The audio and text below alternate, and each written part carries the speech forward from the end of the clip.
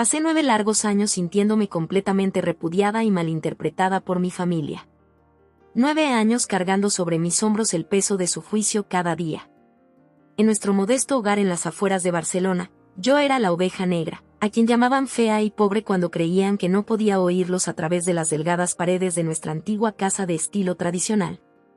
La tía Margarita era la peor. Durante las cenas dominicales en casa de mi abuela en el Eixample, me miraba con un disgusto apenas disimulado y se volvía hacia mi madre para susurrar comentarios sobre mi ropa de segunda mano o mi cabello indomable. Mis primos, Emma y Teo, habían aprendido de sus padres, riéndose disimuladamente detrás de sus manos cuando yo entraba en una habitación. Incluso mi propio padre, Tomás, un ejecutivo bancario que se había labrado un nombre, apenas lograba ocultar su decepción al presentarme a sus colegas en los pocos picnics de empresa a los que se me permitía asistir.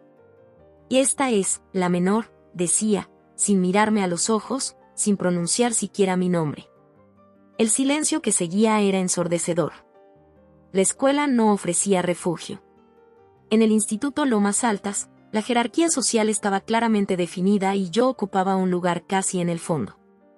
Mi mochila raída y la ropa de tiendas de descuento me marcaban como diferente en un colegio donde la mayoría de los chicos llegaban en coches lujosos y vestían marcas de diseñador. Los recreos eran los peores. Me sentaba sola en el extremo opuesto del comedor, observando a grupos de amigos reír juntos, planear excursiones al centro comercial o fiestas a las que jamás me invitarían. Hubo una profesora, la señora Collins, que parecía ver más allá de mi torpe exterior. Ella impartía clases de literatura y en su aula encontraba un escape temporal en los mundos de Dickens y Austen. «Tienes una mente aguda», me dijo una vez, tras entregar un ensayo sobre Orgullo y Prejuicio. Ese pequeño reconocimiento se sintió como agua en medio del desierto. En casa, me encerraba en la pequeña habitación que compartía con cajas de adornos navideños y antiguas declaraciones de la renta. El espacio apenas me pertenecía, al igual que mi existencia, que parecía reconocerse tan poco. Mi hermana, Raquel, 5 años mayor y infinitamente más favorecida, tenía su propio cuarto, con un ventanal y muebles a juego. Mi rincón contaba con una litera con estructura de metal y un escritorio tambaleante que había rescatado del bordillo de un vecino. Cuando tenía 16 años, oí una conversación que selló mi condición de forastera. Era día de Acción de Gracias y los familiares se habían reunido en nuestra casa. Volvía del baño cuando oí mi nombre mencionado en el comedor. «¿Qué vamos a hacer con ella?», preguntó mi abuela. «¿Qué podemos hacer?», respondió mi madre con un suspiro. «Es simplemente diferente. No es como Raquel». «Es vergonzosa», intervino la tía, «¿viste cómo se viste? Y esa cara, pobre, no heredó ninguno de los buenos genes de la familia».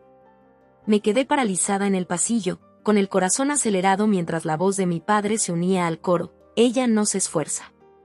Raquel siempre fue motivada y sociable. Esta simplemente existe». Esa noche, frente al espejo del baño, examinaba los rasgos que tanto les decepcionaban: mi nariz irregular, mis dientes un poco torcidos, las cicatrices de acné en mis mejillas. No era fea, solo ordinaria, en una familia que valoraba lo extraordinario. El aislamiento me moldeó de maneras que nunca hubiera imaginado. Me volví observadora, analizando cómo se relacionaba la gente, notando la moneda social de la belleza y la riqueza. Escuchaba conversaciones sobre inversiones y oportunidades de negocio que fluían con soltura en las reuniones familiares. Absorbía conocimiento sobre el funcionamiento del mundo mientras se asumía que yo era demasiado sencilla para comprenderlo. Mi habitación se convirtió en mi santuario y taller. Recortaba artículos de revistas sobre empresarios exitosos, estudiaba tendencias de moda que no podía permitirme seguir y tomaba notas sobre cómo se comportaban las personas con influencia. Por las noches, me repetía en voz baja promesas de que algún día las cosas serían diferentes. En mi último año del instituto, conseguí trabajo en una cafetería local. El encargado, David, fue la primera persona que me trató como a alguien capaz. Empezó asignándome la caja registradora, pero pronto me enseñó sobre inventarios, planificación de turnos y manejo de clientes difíciles. Por primera vez, me sentí competente, incluso valiosa. Ahorré cada céntimo, guardándolos en una caja fuerte oculta bajo mi cama. La suma creciente representaba algo más que dinero, Era libertad, potencial y el cimiento de mi plan de escape.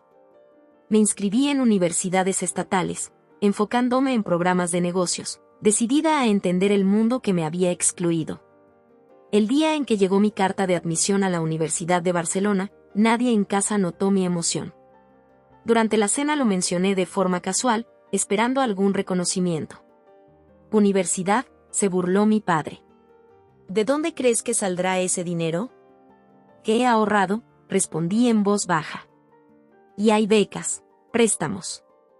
Mi madre se mostró preocupada, no tanto por mi futuro, sino por la carga que eso implicaría. «Quizá deberías trabajar un poco más, ahorrar más». Raquel, que regresaba el fin de semana desde su vida en Nueva York, donde trabajaba para una revista de moda, sonrió condescendientemente. «La universidad no es para todos, ¿sabes?». Aquella noche, mientras las lágrimas empapaban mi almohada, algo se endureció en mi interior. Sus dudas no iban a definir mi realidad. El juicio constante y el abandono habían formado parte profunda de mi identidad, pero bajo el dolor crecía la determinación. Me transformaría, no por su aprobación, sino para demostrar que el valor de una persona, mi valor, no podía medirse por la apariencia ni por el estatus familiar. El tenue murmullo de la ambición se hizo más fuerte, ahogando sus voces. Cada insulto se convirtió en combustible, cada desprecio, en un desafío. Me reconstruiría desde cero, creando una identidad tan distante de su percepción que ni me reconocerían al terminar. Y un día, me prometí, se arrepentirían de cada palabra cruel, de cada oportunidad de amor que habían desperdiciado. El septiembre en que comencé en la Universidad de Barcelona marcó el inicio de mi metamorfosis. Mudarme a un dormitorio reducido se sintió como dar el primer paso hacia la libertad, a pesar de las paredes de hormigón y la cama chirriante.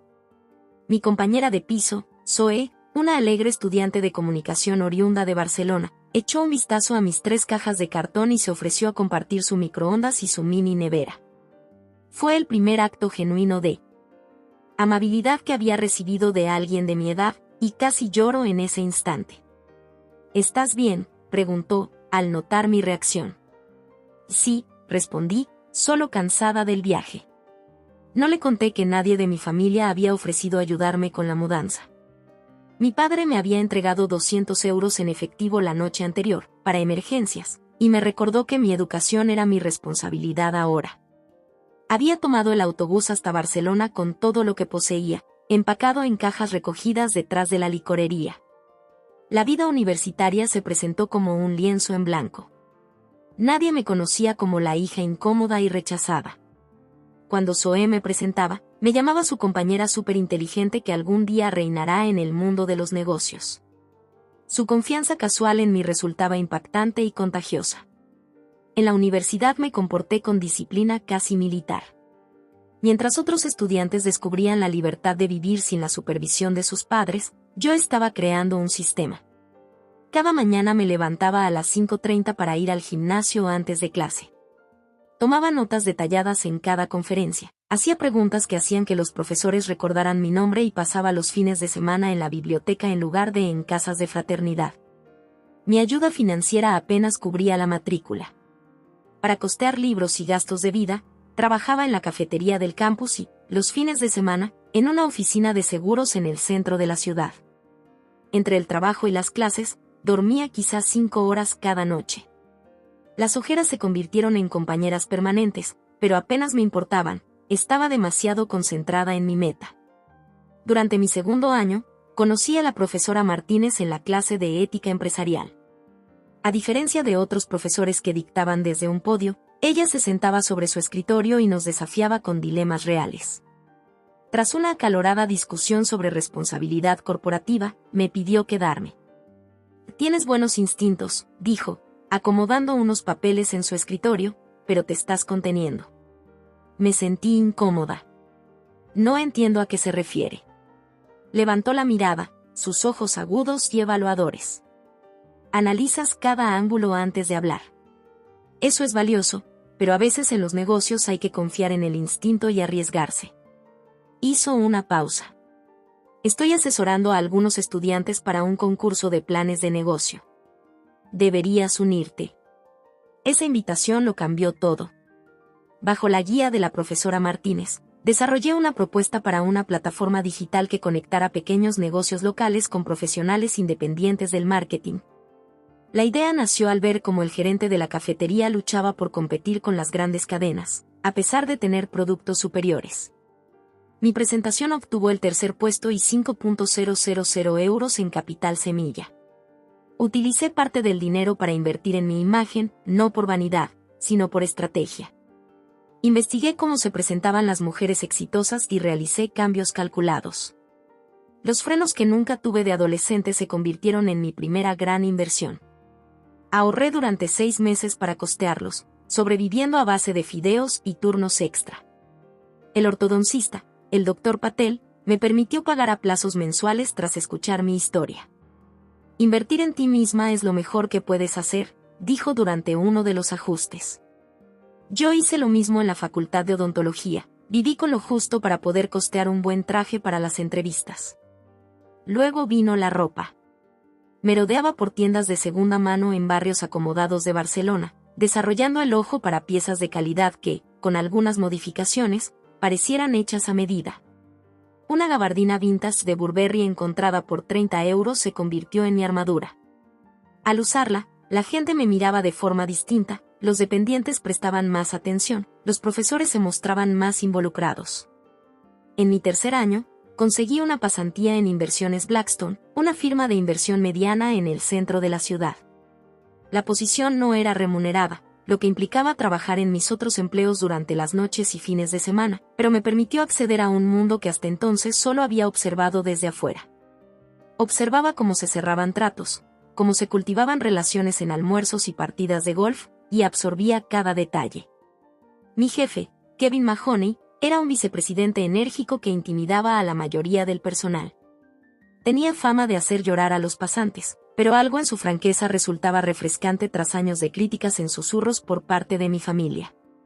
3 meses después de iniciada la pasantía, Kevin me llamó a su despacho. Estaba segura de que me despediría, había oído que se quejaba de recortes presupuestarios. Y siéntate, dijo, sin levantar la vista de su ordenador. ¿Tu análisis sobre el portafolio Henderson sugeriste desinvertir en sus negocios minoristas? Tragué saliva. Sí, señor. Las tendencias del sector mostraban, lo hicimos.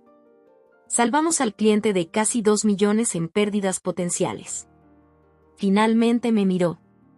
Nada mal para una pasante. La semana siguiente, convirtió mi pasantía en un puesto remunerado. El sueldo no era alto, pero significaba que podía renunciar al trabajo en la oficina de seguros. Más importante aún, era una validación de que mi criterio tenía valor. Mi último año universitario transcurrió en un torbellino de días de 18 horas. Mi idea de negocio del concurso se había convertido en una startup operativa con 3 clientes. Lo combinaba con mi trabajo a medio tiempo en Blackstone y una carga académica completa. El sueño se volvió un lujo inasequible. El día de la graduación amaneció soleado y cálido. Sentada entre mis compañeros, con birrete y toga alquilados, escaneaba la audiencia por costumbre, sin esperar ver rostros familiares.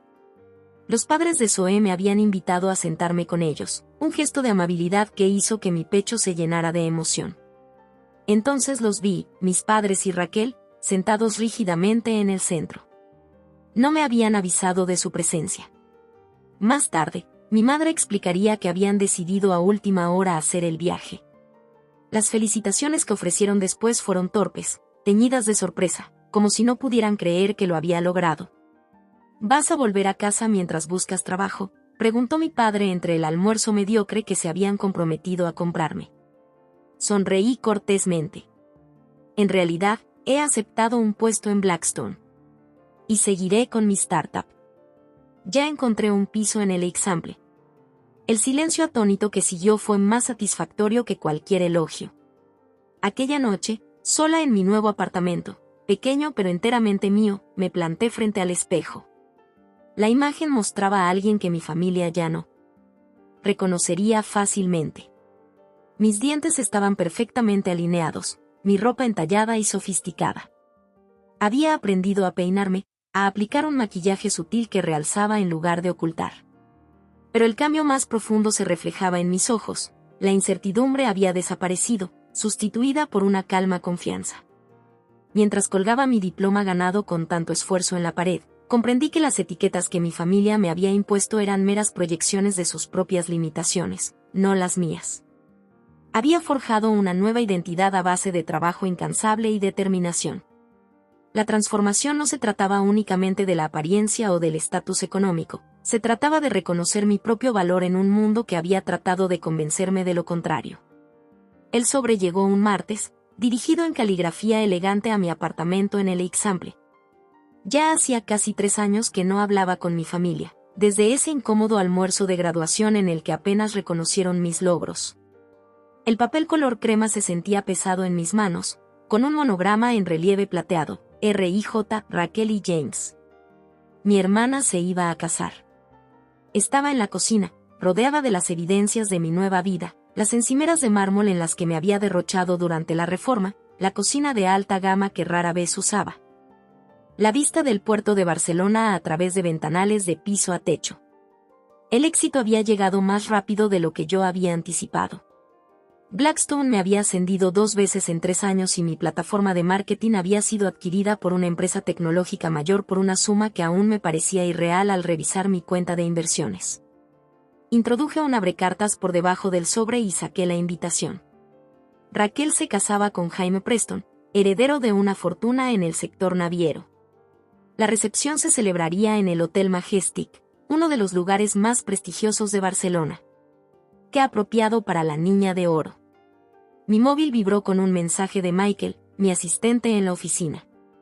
Documentos de la cuenta Thompson listos para tu revisión. Además, Bloomberg quiere confirmar la entrevista para la próxima semana. Bloomberg. El medio financiero estaba realizando un reportaje sobre nuevas estrellas en la escena inversora de Barcelona. Mi foto estaría junto a la de veteranos de la industria, con el doble de mi edad.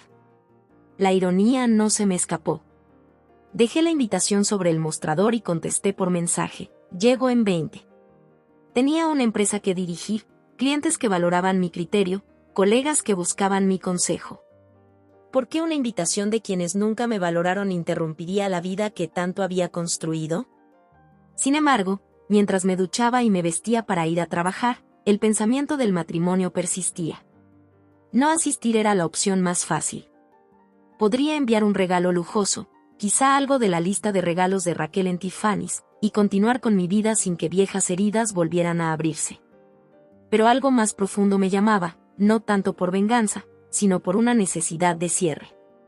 La familia que una vez me había desestimado vería exactamente en lo que me había convertido. No por despecho, sino para confirmar que su juicio había sido profundamente equivocado. En la oficina, transcurría mi día con una eficiencia mecánica. Mi despacho en el piso 32 ofrecía vistas al puerto, un recordatorio tangible de lo lejos que había llegado. Mis colegas me llamaban ultraenfocado, sin saber que mi mente también divagaba en pensamientos sobre la próxima boda. Pareces distraída, señaló Elisa, mi amiga más cercana en la firma, mientras repasábamos las proyecciones trimestrales. No es propio de ti omitir ni un decimal. Dudé un instante y le conté sobre la invitación. Así que tu familia distanciada organiza esta lujosa boda y piensas asistir, aclaró, recostándose en su silla. ¿Como un ejercicio de cierre o para lucirte? Y quizás ambos, admití. ¿Es terrible? Elisa se encogió de hombros. Todos cargamos con nuestro equipaje familiar. Pero, ¿vale la pena reabrir viejas heridas? Has construido una vida increíble sin ellos. Tenía razón, por supuesto. Aún así, esa tarde me encontré llamando al número que figuraba en la tarjeta de confirmación. Contestó mi madre, con la voz inalterable por el tiempo. Hola. Durante un instante no pude hablar. 3 años de silencio se extendían entre nosotras. Mamá, dije finalmente. Soy yo. La pausa que siguió pareció interminable. Oh. No estábamos seguras de que hubieras recibido la invitación, dijo con sorpresa, quizá decepción de que no hubiese marcado lo siento en la tarjeta. Iré, respondí simplemente. Oh. Bueno. Eso es agradable. Otra pausa. Raquel estará contenta. Ambas sabíamos que eso era poco probable. Raquel probablemente me había invitado por compromiso, esperando un rechazo. La conversación que siguió fue breve y forzada, llena de actualizaciones superficiales pero sin sustancia. Ninguna de las dos mencionó los años de distanciamiento o sus causas. Tras colgar, me serví una copa del Macallan 18 que reservaba para ocasiones especiales. El licor quemaba agradablemente mientras me acercaba a la ventana, mirando las luces de la ciudad. En el reflejo del cristal, vi a una versión de mí, segura, exitosa, irreconocible respecto a la chica insegura que se fue de casa cargando cajas de cartón y un orgullo herido. La boda estaba a 6 semanas. La preparé con la misma planificación estratégica que aplicaba a adquisiciones empresariales. El vestido era mi primera prioridad, no cualquier vestido de diseñador, sino algo que hiciera una declaración sin parecer forzado. Opté por un vestido marchesa azul medianoche, con un sutil bordado que capturaba la luz al moverme. Elegante pero inconfundiblemente caro. Reservé citas para todo, peluquería, maquillaje, incluso un estilista personal que eligiera los accesorios perfectos. No se trataba de vanidad, era mi armadura. Cada detalle de mi apariencia debía transmitir el éxito y la confianza que había forjado. A medida que se acercaba la fecha, mi ansiedad se manifestaba de maneras extrañas. Trabajaba horas extras, como si demostrar mi valía a través de logros profesionales me preparara para enfrentar mi pasado. Soñaba con llegar a la boda y descubrir que seguía vistiendo mi antigua ropa de segunda mano, con los dientes torcidos, y que mi éxito se revelaba como una ilusión elaborada. «Estás pensando demasiado», le dijo Elisa durante el almuerzo la semana anterior. «Solo son personas. Imperfectas, críticas, pero que comparten tu sangre». «Lo sé», suspiré, moviendo mi ensalada en el plato. «Pero son las mismas que definieron cómo me veía durante 18 años. Y mira cómo les demostraste que estaban equivocados», señaló. «Llega con una buena cita. Luce fabulosa, conversa educadamente y vete temprano. No les des poder sobre ti». Su consejo era acertado, pero decidí no ir acompañada. Este enfrentamiento, porque en el fondo lo era, pese al ambiente festivo, debía ser afrontado sola. Me había reconstruido sin su apoyo, los confrontaría en mis propios términos. La noche antes de la boda apenas dormí. A las 3 de la madrugada, en el balcón, observaba la ciudad imaginando conversaciones con familiares a quienes no había visto en años. ¿Qué les diría a la tía Margarita, cuyas palabras cortantes alguna vez me hicieron llorar? ¿A mi padre, cuya decepción fue una presencia constante en mi infancia?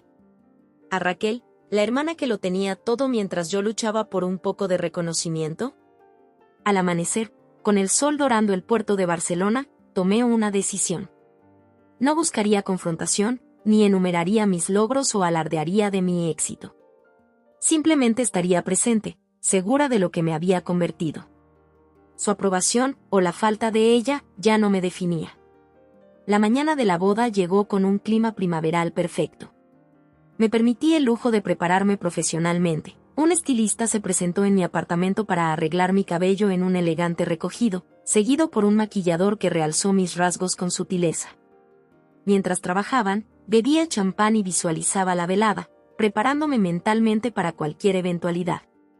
Frente al espejo, con el vestido marchesa fluyendo a mi alrededor, diamantes en mis oídos y cuello, y unos tacones de Jim Mitchell que me añadían altura, apenas me reconocía.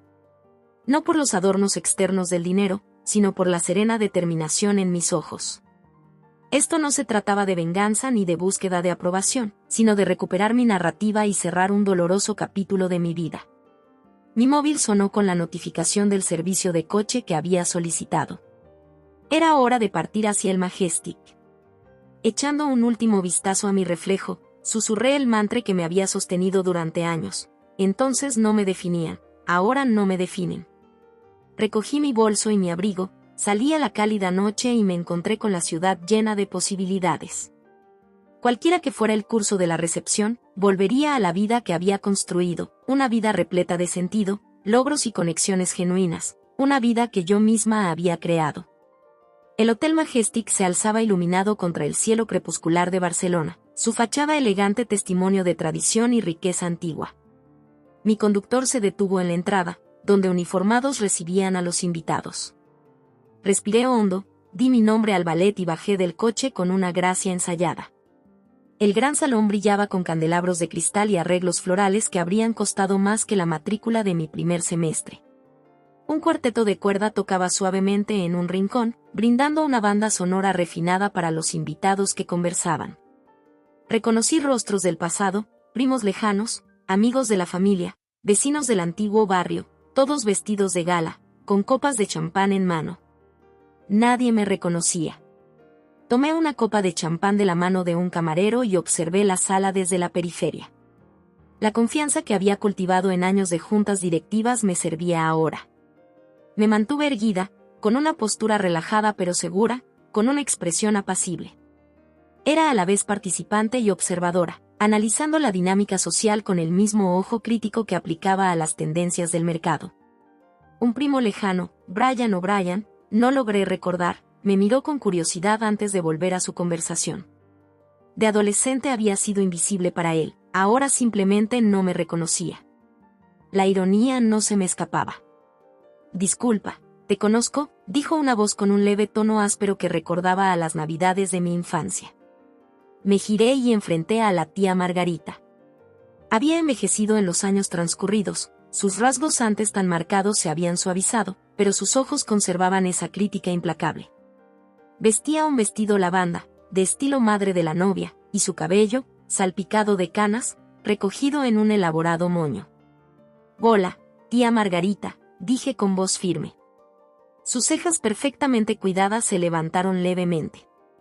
No hubo un reconocimiento inmediato, buscaba en mi rostro rasgos familiares, intentando encajarme en la extensa rama familiar. «Soy yo», afirmé con sencillez. El cambio en su semblante fue dramático, primero sorpresa, luego incredulidad, y finalmente algo parecido a vergüenza. «Madre mía, no, te ves tan diferente», completé con una pequeña sonrisa. «Bueno, sí», admitió, visiblemente alterada de una forma que jamás había visto. «Definitivamente has cambiado». Asentí, tomando un sorbo deliberado de champán. La vida tiene su manera de transformar. La tía Margarita parecía no saber cómo proceder. El guión que siempre había seguido conmigo, críticas sutiles y condescendencia, ya no se aplicaba a la mujer segura que tenía delante. «¿Ya llegaron tus padres?» «No creo que mencionaran que vendrías. Imagino que están con Raquel. Debería ir a saludarles». Me alejé antes de que pudiera replicar, sintiendo sus ojos seguirme entre la multitud. Un encuentro cumplido, muchos más por delante. El corazón latía más rápido de lo que hubiera querido, pero mi exterior permanecía sereno. La recepción había alcanzado su apogeo, el salón bullía de risas y charlas. Navegué entre conocidos y desconocidos, asintiendo cortésmente ante miradas que intentaban ubicarme, fantasmas de una familia que ya no me reconocía. Cerca de una elaborada escultura de hielo, una figura de cisne, predecible, divisé a mi prima Emma, ahora acompañada de un marido y con una panza que sugería un embarazo temprano. «Emma», la saludé, usando deliberadamente el tono cálido que reservaba para clientes valiosos.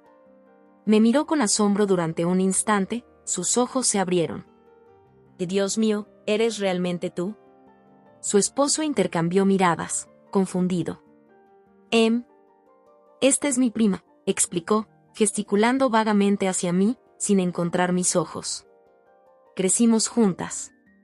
«Jaime», se presentó él, extendiendo la mano. No sabía que Raquel tenía otra prima. «Perdimos el contacto con el tiempo», aclaré, estrechando su mano con firmeza. Pero no podía perderme la boda de mi hermana. La boca de Emma se abrió ligeramente ante esa revelación. «¿Hermana?» «Espera, eres», sí, confirmé, observando cómo en su rostro se dibujaba el reconocimiento. «Vaya», exhaló, apreciando mi apariencia con una mezcla de asombro y algo más, tal vez admiración o, quizás, el incómodo pesar del pasado. «Es realmente impresionante», dijo cuando terminé. «Yo solo me ocupo de ser ama de casa ahora». «Bueno, en breve», añadió, tocando su vientre. «Eso es maravilloso», respondí sinceramente. Cualquiera que fuera nuestro pasado, le deseaba lo mejor. Felicidades. Nuestra conversación se desvaneció en un silencio incómodo. Jaime, percibiendo una tensión que no comprendía, se excusó para pedir más bebidas. Emma jugueteaba con su bolso. Escucha, comenzó vacilante, cuando éramos niños, yo era realmente, fue hace tanto tiempo, interrumpí suavemente. No era a lo que había venido, disculpas nacidas de repentina vergüenza en lugar de genuino pesar. Asintió, aliviada de evitar el tema. Bueno, es realmente bueno verte. Deberías saludar a Raquel. Está junto a la mesa principal. Agradecí y seguí, deteniéndome brevemente para saludar a viejos vecinos y conocidos familiares. Cada interacción seguía un patrón similar, primero, desconocimiento, luego, sorpresa al reconocerme, y finalmente, intentos torpes de reconciliar la persona actual con el recuerdo de quién fui. Navegué por cada encuentro con una facilidad ensayada, sin ahondar en el pasado ni explicar mi transformación. La multitud se abrió brevemente, dejando ver a mis padres junto a la mesa de regalos. Mi madre, vestida en seda azul pálido, y mi padre, en un smoking que le quedaba mejor que los de los eventos formales de mi infancia, conversaban con una pareja mayor que no reconocía. Mientras mi madre reía educadamente de algo dicho. Por un instante, volví a sentirme aquella adolescente insegura, temerosa de acercarme por anticipar desilusiones. Esa sensación pasó rápidamente. Ya no buscaba su aprobación, estaba allí como igual, quizá incluso como alguien que había superado sus expectativas limitadas. Me acerqué con pasos medidos. Mi madre fue la primera en verme, su sonrisa social se congeló al reconocerme. Agarró el brazo de mi padre instintivamente, guiándolo para que dirigiera la mirada hacia mí. Hola, dije con sencillez. El lugar es precioso. Raquel siempre tuvo un gusto excelente. Mi padre se recuperó primero. Sí, bueno, los Preston insistieron en el Majestic. Su voz sonaba tensa, sus ojos recorrían mi apariencia, notando el vestido de diseñador, la joyería discreta y la postura segura que reflejaba mi valor propio. Y llegaste, afirmó mi madre, enunciando lo obvio. No estábamos seguras de, confirmé mi asistencia, le recordé con suavidad. Claro, por supuesto, murmuró, sonrojándose levemente. Ha pasado tanto tiempo. Un silencio incómodo se instaló. La pareja con la que habían estado conversando se excusó con tacto, percibiendo la tensión familiar. ¿Te ves bien?, ofreció finalmente mi padre, con un tono de genuina sorpresa. Y gracias. Ustedes también se ven bien. Mantuve mi voz agradable y neutral, como si hablara con conocidos lejanos y no con quienes formaron mi concepción de mí misma en la infancia. ¿Sigues en Barcelona?, preguntó mi madre, intentando una conversación normal.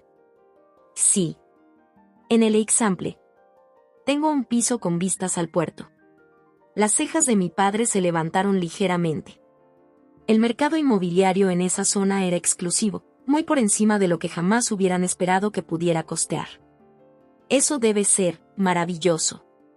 Lo es, asentí. Debería buscar a Raquel para felicitarla. Acaban de terminar la primera ronda de fotos, dijo mi madre. Debería regresar en cualquier momento. Como si el mismo nombre la llamara, la multitud se movió de nuevo y allí apareció mi hermana, radiante de blanco, con el brazo entrelazado con el de su nuevo esposo. Los años habían sido amables con Raquel, aún conservaba la belleza natural que siempre la distinguió. Jaime Preston lucía tal como esperaba, alto, convencionalmente apuesto, emanando la tranquila seguridad de alguien que jamás dudó de su lugar en el mundo. Raquel recorrió la sala con la mirada, su sonrisa ensayada vaciló al posarse en nuestro pequeño grupo familiar. Susurró algo a Jaime, y se dirigieron hacia nosotros. Papá, mamá, saludó con besos en las mejillas antes de girarse hacia mí. La sonrisa que me ofreció fue incierta, sus ojos se abrieron al notar mi transformación. ¿Viniste?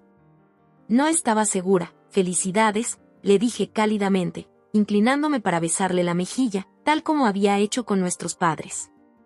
La ceremonia estuvo preciosa. Mentí, había decidido saltarme el servicio religioso, reacia a soportar aquellos rituales que nunca me habían brindado consuelo. Pero esa pequeña mentira sirvió para suavizar la tensión.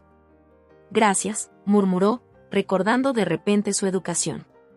Este es Jaime, mi esposo. La última palabra salió con un toque de asombro, como si aún se adaptara a esa nueva realidad. Jaime me estrechó la mano con firmeza. Raquel me ha contado de ti, dijo, aunque su tono sugería que las historias no eran recientes ni especialmente detalladas. Espero que sean buenas cosas, respondí con una leve sonrisa. Y claro, añadió rápidamente Raquel, casi de manera apresurada. Un silencio incómodo volvió a descender, cargado de una historia tácita. Cambiaron la música, señalando el inicio de la cena. Deberíamos tomar asiento, dijo mi madre, aliviada. Recordé el plano de asientos y supe que me habían colocado en una mesa alejada, con primos lejanos y tías abuelas de otra época, familias solo de nombre, extraños en realidad. Era exactamente lo que había esperado, y a mí no me importaba. La velada se desarrollaba tal y como lo había anticipado, cada interacción confirmaba lo que ya sabía. Había superado la caja en la que me habían encasillado hace tanto tiempo. Mientras nos dirigíamos a nuestras mesas, Raquel me tocó el brazo suavemente, deteniéndome un instante. Me alegra de verdad que hayas venido, dijo en un tono bajo, solo para mí. Ha pasado demasiado tiempo. Estudié su rostro, buscando la hermana que una vez conocí bajo la apariencia impecable de novia. Sí, asentí simplemente. Así es. La cena transcurrió con una elegancia ensayada, 5 platos servidos por camareros silenciosos, copas de vino jamás vacías, risas suaves intercalando conversaciones en mesas de mantelería blanca. Me senté entre la tía abuela Edith, casi sorda y que me confundía reiteradamente con una prima de los Preston, y un primo segundo que trabajaba en ventas farmacéuticas en Barcelona. La charla fue misericordiosamente superficial, sin requerir una inversión emocional significativa. Desde mi posición estratégica pude observar la mesa principal donde mis padres se encontraban con Raquel, Jaime y su familia. Parecían un cuadro sacado de una revista de sociedad, sonrisas perfectas, postura impecable, unidos en la celebración de una unión ideal. Era el retrato familiar del que jamás había sido parte, formalizado en un arreglo de asientos. No sentí rencor. Esa realización me golpeó en medio del plato de salmón poché. El dolor que había cargado durante tanto tiempo se había transformado en algo distinto, no tanto indiferencia, sino una comprensión desapegada de lo que nos había formado a todos. Mi familia no me había rechazado por malicia calculada, simplemente no podía ver más allá de sus estrechos conceptos de valor y éxito. Cuando se sirvió el postre, un delicado soufflé de limón que se derretía en el paladar, comenzaron los brindis. El padre de Jaime habló primero, con voz autoritaria moldeada en salas de juntas y clubes exclusivos. Dio la bienvenida a Raquel a la familia con genuina calidez, hablando de tradición y futuras generaciones. Mi padre siguió, con un discurso más rígido pero sincero, expresando orgullo por la mujer en la que Raquel se había convertido. No se mencionó a su hermana. No esperaba menos. Tras el café, la banda retomó sus instrumentos y se abrió la pista de baile. Los recién casados realizaron su primer baile al son de un clásico de Sinatra, moviéndose con la confianza que dan aquellos que han tomado clases especialmente para ese momento. El padre de Jaime reclamó a Raquel para el segundo baile, y mi padre invitó a la madre de Jaime a bailar. La tradición se impuso y todos siguieron sus roles sin cuestionarlos. Me escabullí entre la algarabía, buscando consuelo en la terraza con vista a la Plaza de Cataluña. La noche de junio se había refrescado, y las luces de la ciudad titilaban contra el cielo en sombras. Apoyada en la barandilla de piedra, me permití un instante de reflexión silenciosa. «¿Te escondes aquí?», dijo una voz familiar pero inesperada. Me giré y encontré a Mark Stevens, mi compañero de laboratorio en química en el instituto, acercándose con 2 copas de champán. «Pensé que te apetecería un recargo». «Mark», respondí, genuinamente sorprendida. «¿Tú también estás aquí?», asintió, entregándome una copa. Raquel y yo seguimos en contacto desde el instituto. «La Universidad de Barcelona no queda tan lejos, ¿recuerdas?». Estudió mi rostro con curiosidad abierta. «Por cierto, te ves increíble». Casi no te reconozco. Gracias, acepté el cumplido con naturalidad. Mark había sido una de las pocas personas amables en aquellos tiempos, no un amigo muy cercano, pero nunca cruel. ¿Cómo estás? Y no me puedo quejar. Terminé la carrera de medicina en la Universidad de Navarra y ahora hago la residencia en el Hospital Clínic. Cardiología. Se recostó junto a mí, aflojando ligeramente la corbata. ¿Y tú? La última vez escuché que estudiabas negocios. Le conté en detalle esta vez, pues su genuino interés me invitaba a la sinceridad. Le hablé de Blackstone, de mi startup Market Match, y del piso con vistas al puerto. Me escuchó sin interrumpir, asintiendo de vez en cuando, su expresión oscilando entre la curiosidad y la admiración. Eso es increíble, dijo cuando terminé. Siempre supe que eras inteligente, me salvaste en química más de una vez, pero esto es realmente impresionante. Gracias, contesté, sorprendida de cuánto significara su validación, viniendo de alguien sin obligaciones de sangre o de negocios. ¿Lo sabe la gente?, preguntó, señalando con la copa hacia el salón, donde mi familia seguía celebrando. No, en realidad, admití. No hemos mantenido contacto. Mark asintió, comprendiendo sin necesidad de detalles. Su pérdida, dijo con sencillez. Nos sumergimos en una conversación cómoda, recordando anécdotas del instituto y llenando los vacíos de nuestros respectivos caminos. Fue la interacción más genuina de la noche, sin el peso de las expectativas familiares o viejas heridas. Cuando finalmente se excusó para conversar con otros amigos, me sentí extrañamente reacia a terminar nuestro encuentro. Y quizás podríamos tomar un café algún día, sugirió. Ponernos al día de verdad. Me encantaría, respondí, sorprendida por mi propia sinceridad. De vuelta en el salón, la celebración seguía en todo su esplendor. La cena formal había concluido y los invitados ahora se mezclaban libremente, algunos bailando, otros conversando en pequeños grupos. El ambiente se había relajado con el paso del tiempo y la bebida. Me movía entre la multitud, ya no invisible, sino reconocida, siendo el centro de miradas curiosas y murmullos. Mi transformación se había convertido en el entretenimiento secundario de la velada, una historia que rivalizaba con el evento principal. Sentía las miradas de aquellos parientes que antes pasaban por mí, de los amigos de la familia que habían olvidado mi existencia, de los compañeros que me habían menospreciado sin verme digna de atención. Cerca de la fuente de chocolate ornamentada, me encontré nuevamente con mi padre. Aquella era la primera vez en la noche que se encontraba solo, con su pajarita un poco desacomodada y un vaso de whisky en la mano. Parecía sorprendido de toparme, como si se hubiera olvidado de que estaba entre los invitados. «¿Sigues aquí?», comentó sin querer. «¿Pensabas que me iría temprano?». Él se mostró incómodo. «No, es solo que no hemos tenido la oportunidad de hablar». «Ah, no», asenté. «Realmente no lo hemos hecho». Hubo un momento de silencio. Él aclaró la garganta. «Mencionaste que vives en el Ixample, ¿a qué te dedicas exactamente?». La pregunta fue casual, propia de padres que intentan entablar conversación con hijas de las que han estado distanciadas por años. Lo observé un momento, las ligeras canas en las sienes, las finas líneas alrededor de sus ojos que no estaban en mi graduación.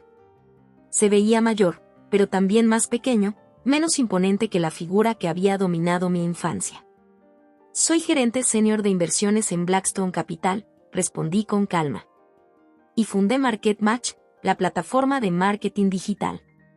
El año pasado fuimos adquiridos por Techespere». Su expresión pasó de un interés cortés a una incredulidad atónita. «¿Blackstone? Pero eso es una firma importante, sí». «¿Y Market Match, esa era tu empresa, la que apareció en La Vanguardia?». Asentí, observando cómo luchaba por conciliar esa información con la imagen que tenía de mí. La sección económica de La Vanguardia había publicado un reportaje sobre la adquisición, con mi foto y un breve perfil resaltando mi ascenso meteórico en el sector financiero. «Eso es notable», dijo al fin, con voz tensa. «Tu madre y yo no teníamos idea». «Y nunca preguntaron», respondí con sencillez. Se encogió un poco ante la verdad. «Deberíamos haberlo sabido». «Sí», concordé. Deberíamos haber estado en contacto. Mi madre se acercó, visiblemente aliviada al vernos juntos. Ahí están, dijo a mi padre antes de dirigirse a mí con un leve asentimiento. Raquel está a punto de lanzar el ramo. Deberías ir, le aconsejé. No me gustaría que te lo perdieras. Ella vaciló, una sombra de arrepentimiento cruzó su rostro. ¿Te quedarás mucho más tiempo? La pregunta tenía más significado del aparente. ¿Seguiría siendo una figura marginal en sus vidas, un fantasma ocasional en las reuniones familiares? ¿O volvería a desaparecer? Retomando la existencia separada que había construido. Tengo reuniones temprano mañana, dije, sin comprometerme ni negarme por completo. Los mercados de inversión no se detienen por bodas familiares. Los ojos de mi padre se entrecerraron ligeramente. Mercados de inversión, repitió. Tu madre mencionó que estabas en finanzas, pero yo no tenía ni idea, hay mucho que no saben, respondí, manteniendo un tono neutral y sin acusaciones. Una conmoción cerca de la pista de baile interrumpió la conversación. Raquel organizaba el lanzamiento del ramo entre las solteras. El fotógrafo se posicionaba para capturar el momento perfecto. Mi madre tomó el brazo de mi padre. Deberíamos acercarnos. A Raquel le encantaría que estuviéramos en las fotos. Él asintió distraídamente, con la mirada aún fija en mí. Continuaremos esta conversación, dijo, en un tono que oscilaba entre pregunta y promesa. Quizá, permití. Mientras se alejaban, decidí que era hora. Había visto suficiente, confirmado lo que ya sabía, había dejado atrás la necesidad de su validación. Había venido en busca de un cierre, y en sus reacciones atónitas y conversaciones torpes, lo había encontrado. No había nada que ganar prolongando la noche. Recogí mi abrigo en el guardarropa y me dirigía a la salida cuando la voz de Raquel me llamó por detrás. ¿Te vas, sin despedirte? Me giré y la vi acercarse, aún radiante en su vestido de novia pero con un atisbo de vulnerabilidad en el rostro que antes no había notado. La fachada perfecta de la novia se había desvanecido ligeramente, revelando a la hermana que una vez conocí. Felicidades de nuevo, dije. Fue una boda preciosa. Gracias por venir. Dijo con titubeo, y luego añadió, papá me contó lo de tu empresa. La que se vendió. ¿Y Blackstone, por qué no nos lo dijiste? Cuando se lo habría contado, Raquel, respondí suavemente. En las reuniones familiares a las que no fui invitada, durante las llamadas navideñas que nunca llegaron. Se ruborizó con una mezcla de vergüenza y resignación. Sé que no hemos estado muy unidas.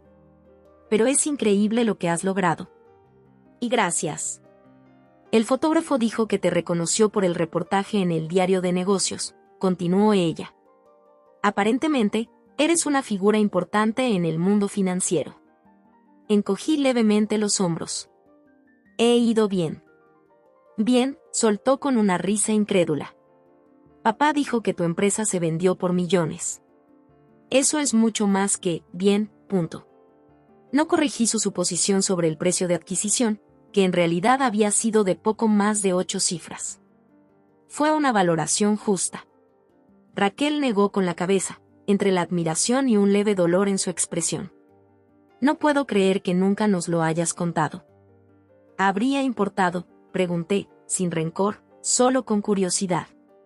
Ella dudó antes de responder con seriedad inesperada. Quizás sí, al menos para mí. Siempre pensé que simplemente desapareciste porque no podías lidiar con lo familiar. Nunca imaginé que estabas construyendo un imperio o algo por el estilo. No un imperio, corregí con suavidad. Solo una vida de la que estoy orgullosa. Asintió, mirando de reojo hacia la recepción donde su nuevo esposo buscaba a Raquel con evidente preocupación. Debo volver, dijo. Jaime me está buscando. Por supuesto. Ella vaciló, se acercó y me abrazó brevemente. El gesto fue torpe, extraño. ¿Cuándo fue la última vez que nos abrazamos? Antes de la universidad, sin duda. No te alejes, susurró. Lo digo en serio esta vez. Asentí, sin comprometerme pero sin negarme. Al girarse para marcharse, la llamé suavemente. Raquel. Ella se detuvo y miró hacia atrás. De verdad me alegro por ti, dije, ofreciendo la verdad como un último regalo. Su sonrisa fue sincera, teñida de la compleja mezcla de emociones que definía nuestra relación. Gracias, respondió simplemente. La vi regresar a su esposo, a esa boda perfecta, a la vida moldeada por el apoyo y las expectativas familiares. Luego salí a la cálida noche de junio, dejando atrás los ecos del pasado y llevando solo lo que nutría a la mujer en que me había convertido. Al amanecer del día siguiente, en mi apartamento de l'Eixample, la luz se colaba por los ventanales. Me desperté más temprano de lo habitual, a pesar de haber vuelto tarde, con una inquietud interior que impedía un sueño profundo. Mientras preparaba café en la cocina, repasaba mentalmente los momentos de la noche anterior, la sorpresa en los ojos de la tía Margarita, la asombrosa realización de mi padre ante mi éxito profesional. El inesperado abrazo de Raquel. Mi móvil vibró con un mensaje de Elisa, chequeo de sobreviviente de boda, ¿qué tal te fue? Sonreí y contesté, sobreviví con mínimas cicatrices emocionales. Hablamos en el almuerzo. Guardé el móvil y llevé mi café al balcón. El puerto de Barcelona se extendía ante mí, el sol de la mañana brillaba sobre el agua, y los barcos de vela ya salpicaban el horizonte. La ciudad despertaba con la actividad típica del domingo, corredores a la orilla, amantes del brunch dirigiéndose a sus lugares predilectos, turistas empezando a recorrer el barrio gótico y el Passeig de Gracia. La vista familiar me ancló, recordándome todo lo que había construido fuera de la sombra de las expectativas familiares. La revelación de la noche anterior no fue tan dramática ni tan satisfactoria como a veces había imaginado en aquellos primeros años de lucha por reinventarme. No hubo un gran enfrentamiento, ni un momento de perfecta vindicación, solo una serie de silenciosos reconocimientos, conversaciones incómodas y sutiles cambios en la percepción. Mi intercomunicador sonó, sacándome de mis pensamientos.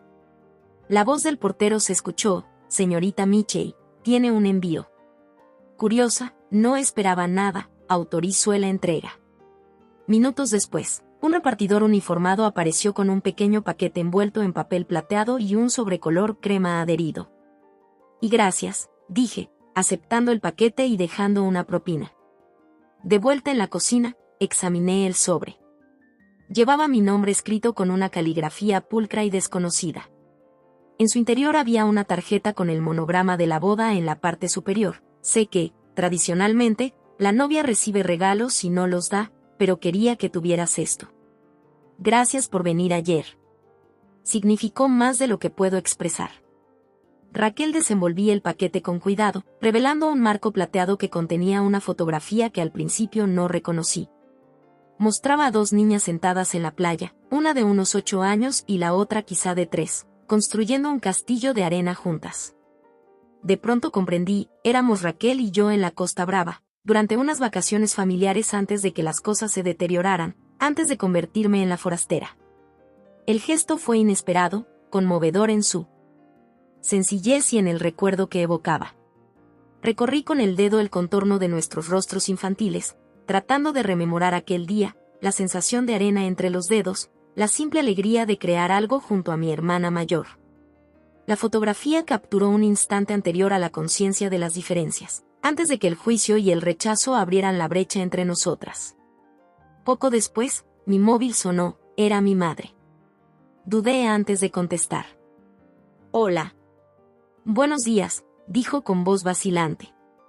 Espero no llamarte muy temprano. No, ya estoy despierta. Hubo una pausa incómoda. Tu padre y yo nos preguntábamos si podrías almorzar con nosotros hoy. Nada formal, solo en el hotel antes de regresar a casa. La invitación me sorprendió. Tengo planes esta tarde, respondí, y era cierto, ya había quedado con Elisa para almorzar. Ah. La decepción se hizo notar en su voz. Quizá en otra ocasión. Ofrecí una alternativa. Podría veros para tomar un café antes de que salgáis. Conozco un buen café cerca de los jardines del Larival. Y nos gustaría, contestó rápidamente, aliviada. Mándanos la dirección, ¿te parece bien a las 10:30? Perfecto, asentí, dándoles el nombre del establecimiento. Tras colgar, me quedé en la cocina, sorprendida por mi propia disposición a tender la mano. La boda había sido un camino hacia el cierre, para demostrar algo, para ellos, para mí. No había anticipado este posterior, este tímido intento de reconexión. A las 10:15, llegué a la taza pensante, y reservé una mesa junto a la ventana. Pedí mi habitual cortado y esperé, observando la puerta con una mezcla extraña de aprensión y curiosidad. Llegaron puntualmente a las 10:30, mi madre, vestida de forma elegante pero casual, y mi padre, en lo que se consideraba informal en su mundo, pantalones de tela y camisa sin corbata. Me vieron de inmediato, adentrándose entre la multitud del café. De cerca, a la luz de la mañana, parecían más mayores de lo que recordaba. El cabello de mi padre se había adelgazado, las manos de mi madre mostraban venas y marcas del paso del tiempo. «Gracias por reunirte con nosotros», dijo mi madre al sentarse. «Ya hemos pedido. Este sitio es precioso». «Y es uno de mis favoritos», respondí, sintiendo en esa conversación lo cotidiano de lo que se había vuelto significativo, la primera charla normal en años. Hablamos de temas seguros al principio, detalles de la boda, el clima, el agradable trayecto de vuelta a los suburbios. Luego, al llegar las bebidas, mi padre aclaró la garganta. «Investigué un poco esta mañana», dijo con tono más serio. «Sobre Market Match y tu trabajo en Blackstone». Asentí, esperando que continuara. El artículo en La Vanguardia mencionó que fuiste incluida en la lista 40 menores de 40 minutos el año pasado.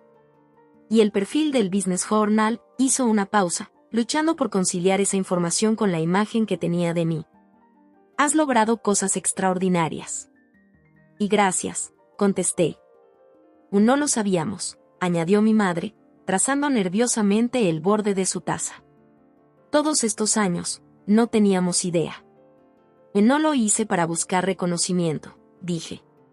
«Especialmente no de mi familia». Mi padre frunció levemente el ceño, pero asintió. «Entiendo. Pero aún así, deberíamos haber», se quedó en silencio, incapaz de completar la frase, «deberíamos haber estado en contacto, ¿hubieran apoyado mis decisiones?» «¿Qué pasó?», preguntó suavemente mi madre. «¿Cuándo se distanciaron tanto las cosas entre nosotros?». La pregunta fue sincera, su confusión palpable. Comprendí de repente que realmente no entendían la profundidad de lo ocurrido, como su constante desaprobación y comparación me habían formado, como su desdén casual había impulsado mi partida y, a la vez, alimentado mi determinación por demostrarles lo contrario. Y no fue un solo momento, expliqué cuidadosamente. Fueron años sintiéndome insuficiente, como si nada de lo que hiciera estuviera a la altura de sus expectativas. «Nos esforzamos contigo porque creíamos en tu potencial», dijo mi padre, a la defensiva y con incertidumbre. «No, empujaron a Raquel porque creyeron en su potencial. A mí me desestimaron porque no encajaba en lo que esperaban». Se intercambiaron miradas, una comunicación silenciosa forjada en décadas de matrimonio. Mi madre extendió la mano casi rozando la mía. «Nunca quisimos hacerte sentir así». «Él es, creo», dije, sorprendiéndome de sentirlo. «Pero la intención no cambia el impacto». Mi padre asintió lentamente, una rara admisión de culpa. «No, no lo hace». Tomó un sorbo de su café antes de continuar. «Siempre me guié en la paternidad como en los negocios, enfocado en resultados, en éxitos medibles. Fue miope». Esa admisión, aunque parcial, fue significativa viniendo de un hombre que rara vez reconocía sus errores. «Raquel nos mostró tu fotografía esta mañana», dijo mi madre, cambiando de tema. «¿La que ella te dio, recuerdas ese día?» «Vagamente», admití. «En la Costa Brava, ¿verdad?» «Debo tener 3 o 4 años». Asintió, con una leve sonrisa suavizando sus rasgos. «Estabas tan empeñada en construir el castillo de arena más grande de la playa. Raquel intentaba ayudarte, pero insistías en hacerlo tú sola, aunque las olas se lo llevaran». El recuerdo surgió lentamente, la frustración de la arena derrumbada, el calor del sol, la paciencia de Raquel. «Lo había olvidado», dije en voz baja. «Y siempre fuiste terca», comentó mi padre, pero sus palabras sonaban casi con admiración. «Independiente». Deberíamos haber reconocido esa fortaleza en lugar de tratar de cambiarla. La conversación que siguió no fue fácil. Hubo momentos de tensión y heridas involuntarias en ambos bandos. Pero detrás de la incomodidad había algo que no esperaba, un genuino deseo de comprender y tender un puente sobre el abismo que se había creado. Preguntaron por mi vida, mi trabajo, mi piso, no por obligación, sino por interés. Yo compartí detalles seleccionados, sin revelar demasiado de inmediato, pero abierta a la posibilidad de reconexión. Al concluir la reunión, mi madre titubeó y preguntó, ¿podríamos verte de nuevo? Quizás cenar alguna vez, cuando las cosas estén menos apresuradas. Consideré la invitación. La respuesta fácil habría sido no, para proteger la vida que había construido, la versión de mí misma surgida sin su influencia. Pero ahora se abría otra posibilidad, una que no había anticipado al aceptar la invitación de Raquel, la oportunidad de forjar una nueva relación, ya no como la hija decepcionada y unos padres críticos, sino como adultos con historia que tal vez pudieran hallar puntos en común. Viajo mucho por trabajo, respondí, sin comprometerme ni negarlo del todo. Pero podría revisar mi agenda. La expresión de mi madre se iluminó. Sería maravilloso. Se levantaron para marcharse, y mi padre pagó la cuenta a pesar de mis protestas. En la puerta, se detuvo. Estoy orgulloso de lo que has logrado, dijo, con dificultad pero con sinceridad. Lo hiciste por tu cuenta, y eso lo hace aún más impresionante. Ese reconocimiento, tan anhelado y finalmente otorgado, se sintió distinto a lo que imaginé. No fue vindicación, sino el cierre de un ciclo, la sanación de una herida antigua que, aunque dejará cicatriz, ya no dolía. Gracias, dije con simpleza. Nos despedimos con abrazos torpes y promesas de mantener el contacto, promesas que quizás se cumplieran o no. Los observé alejarse hacia su coche, esos extraños familiares que tanto habían marcado mi vida, tanto por su presencia como por su ausencia. Más tarde, durante el almuerzo con Elisa, le conté el encuentro. Entonces me dices que tu plan de venganza se convirtió en una reconciliación familiar, preguntó, en tono burlón pero con seriedad en los ojos. Y no fue exactamente reconciliación, aclaré. Más bien un reconocimiento. Aceptar que todos contribuimos a lo que sucedió y que, de ahora en adelante, podríamos elegir algo distinto. ¿Y estás bien con eso? Después de todo lo que te hicieron pasar, reflexioné. Estoy dispuesta a la posibilidad, dije finalmente. Sin olvidar, sin pretender que nunca ocurrió, pero quizá construir algo nuevo que honre a la persona que soy ahora. Muy evolucionado de tu parte, comentó, pidiendo la cuenta con complicidad. Pero si vuelven a criticar tus decisiones, ya veremos. Sonreí, agradecida por su instinto protector. Por supuesto. Esto es solo una fase de prueba. Esa noche, me sentí atraída por mi despacho en casa, por el cajón donde guardaba documentos importantes. En el fondo, encontré una pequeña caja de madera que no había abierto en años. Allí estaban los pocos recuerdos que me llevé al salir de casa, un premio académico del instituto, una foto de nuestra antigua casa, la carta de admisión de la Universidad de Barcelona y una pulsera de amuletos de plata que mi abuela me regaló en mi 10º cumpleaños. Añadí el retrato enmarcado de Raquel a la colección, un puente entre el pasado y el presente. Entonces, con decisión, coloqué la caja sobre mi estantería en lugar de devolverla a su cajón oculto. Aquellos objetos de mi trayectoria, dolorosos en parte, merecían ser reconocidos en lugar de enterrados. De pie junto a la ventana, mientras el crepúsculo caía sobre el puerto de Barcelona, reflexioné sobre la transformación de las últimas 24 horas. Fui a la boda de Raquel en busca de un cierre, de una confirmación final de que había superado la limitada percepción familiar sobre mi valía. Esperaba encontrar vindicación, pero no obtuve nada de eso. En cambio, me enfrenté a la posibilidad de algo que no había anticipado, no la eliminación de las viejas heridas, sino la oportunidad de crear nuevas conexiones que respetaran a la mujer en la que me había convertido.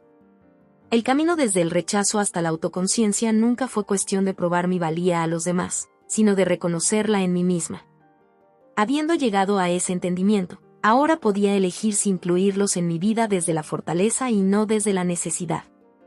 9 años habían pasado desde que me fui de casa con nada más que determinación y orgullo herido. En ese tiempo, no solo transformé mis circunstancias, sino también mi forma de verme.